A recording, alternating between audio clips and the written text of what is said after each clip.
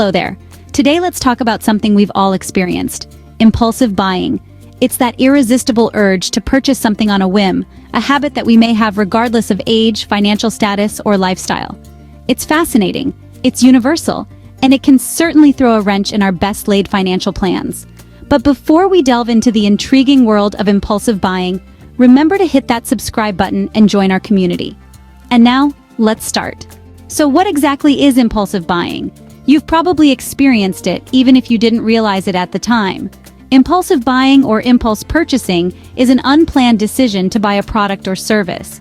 It's the moment when you're standing in line at the grocery store and you grab a candy bar, a magazine, or a pack of gum because, well, it's just there. It's that pair of shoes you didn't plan to buy but somehow found their way into your shopping cart. It's the late-night online shopping spree when you're tired and your willpower is low. Impulsive buying is typically driven by emotions rather than needs. It's about instant gratification. It's about getting something now, even if you don't truly need it or even want it.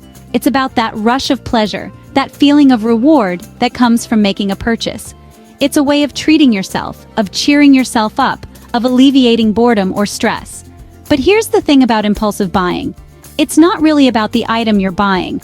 It's about the experience of buying. It's about the sense of freedom and control that comes from being able to buy something on a whim. It's the thrill of the chase, the satisfaction of a perceived bargain, the anticipation of a new possession. The psychology behind impulsive buying is complex. It involves a mix of cognitive and emotional processes, including the desire for newness and novelty, the lure of instant gratification, the influence of social and cultural factors, and the power of marketing and advertising. Impulsive buying can also be fueled by a sense of scarcity or urgency. If you've ever bought something because it was on sale, or because there were only a few left in stock, or because the offer was about to expire, then you've experienced the pressure that can lead to impulsive buying. Impulsive buying can be quite the roller coaster ride, but it's one that can leave your wallet feeling quite empty. It's an emotional high followed by a financial low. It's a burst of pleasure followed by a pang of regret. It's a moment of freedom that can lead to a cycle of debt. And that's why it's so important to understand it, to recognize it, and to learn how to manage it. Now let's shed light on some fascinating facts about impulsive buying. This phenomenon is more common than you might think.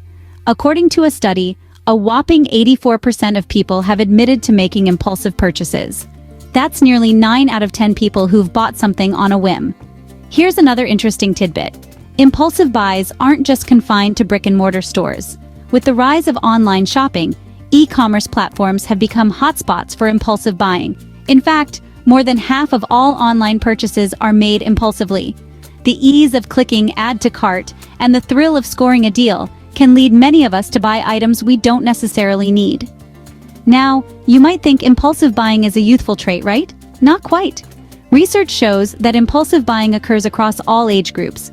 While it's true that younger adults tend to be more impulsive, the older age groups are not immune.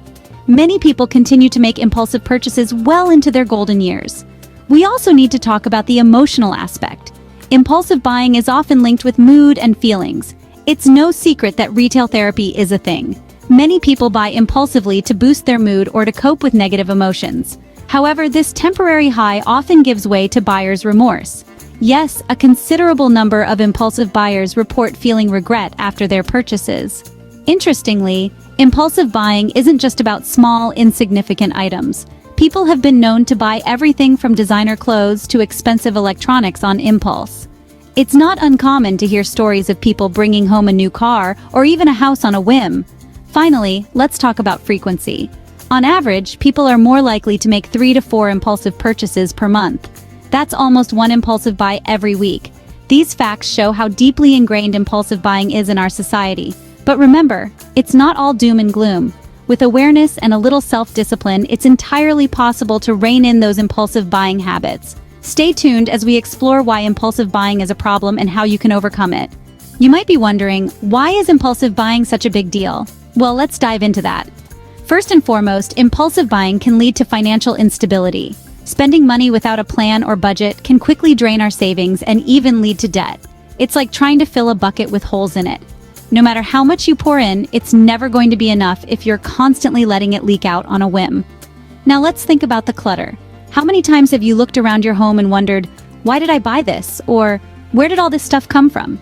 Impulsive purchases often end up as items we don't need or even want, taking up valuable space in our lives. It's like we're inviting chaos into our homes, one impulsive buy at a time. Then there's the issue of consumer regret.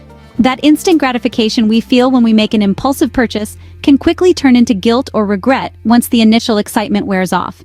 It's a roller coaster ride of emotions that leaves us questioning our decision-making skills and can even impact our self-esteem. Perhaps the most concerning aspect of impulsive buying is that it can become a vicious cycle. We buy to feel good, then feel bad about the purchase, leading us to seek out that good feeling again. This cycle can be hard to break, especially in a world where shopping is just a click away. So why is impulsive buying a problem? It's a problem because it can lead to financial instability, unnecessary clutter, consumer regret, and a self-perpetuating cycle of buying and regret. It's like a snowball rolling downhill, growing larger and faster the longer it goes unchecked. Clearly, this is an issue that needs our attention. It's time to stop the snowball before it becomes an avalanche. Now that we understand the problem, how can we overcome impulsive buying? The first step is to create a budget. A budget is like a roadmap for your finances. It guides you, helping you to allocate your money wisely. It's not about restriction, but rather about making sure you're spending your money on things that truly matter to you. Start by listing your income and expenses. Allocate funds for necessities such as rent, groceries, and utilities. Then, set aside funds for savings and investments. What's left can be your spending money. By creating a budget, you can see clearly where your money is going and make better decisions. Second, practice the wait before you buy technique. This involves taking a pause before making a purchase. It might be a few hours, a day, or even a week. This waiting period allows you to evaluate whether you really need the item or if it's just an impulsive desire. You might find that after a while the urge to buy the item fades away. This method is particularly effective for big-ticket items. Third, adopt mindful shopping. This means being fully present and conscious during your shopping trips.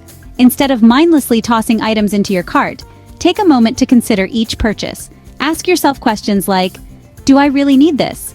Or, will this add value to my life? By being mindful, you can avoid impulsive purchases and buy items that truly serve a purpose. Another strategy is to limit exposure to advertising. Advertisements are designed to make us want things we don't need. By reducing your exposure to them, you can decrease the temptation to make impulsive purchases. This could mean unfollowing brands on social media, unsubscribing from marketing emails, or even muting your TV during commercials. Visualization can also be a powerful tool. Imagine how you'll feel after making an impulsive purchase. Will you feel guilt, regret, or financial stress? Now imagine how you'll feel if you resist the urge to buy. You might feel proud, relieved, or empowered. By visualizing the consequences, you can motivate yourself to make better choices. Finally, seek support if needed. Overcoming impulsive buying can be challenging. If you're struggling, don't hesitate to seek help from a financial advisor, therapist, or supportive friend. By implementing these strategies, you can gain control over your shopping habits and make more conscious decisions.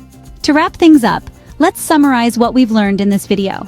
We've taken a deep dive into the world of impulsive buying, understanding it as a spur-of-the-moment, unplanned decision to buy a product or service. We've also touched on some fascinating facts, like the fact that 8 out of 10 people succumb to impulsive buying at least once. We further explored why impulsive buying can be a problem, as it often leads to financial stress, clutter, and regret. But it's not all doom and gloom.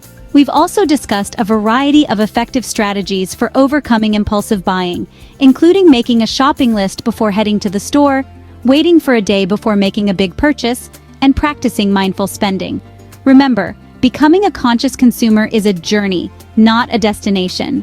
If you found this video helpful, don't forget to subscribe to our channel for more insightful content like this. See you in the next video.